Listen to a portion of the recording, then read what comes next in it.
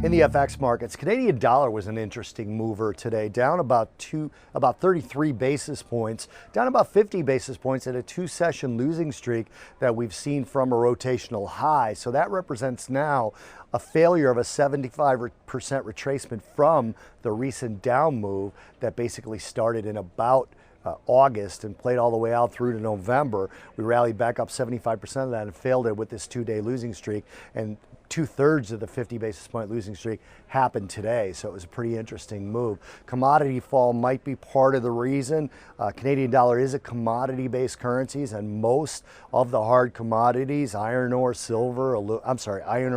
gold, aluminum, copper, all lower today. Silver was the one that bucked that trend, but silver's got a seasonal reason to have a little bit of a tailwind, and the dollar was higher, which also pushed not only Canadian dollar down, but those commodities. Again, Canada is one of the three major commodity-based currencies, along with the New Zealand dollar and the Australian dollar, so it tends to have a little bit of a correlation to commodities. Hard commodities fell today.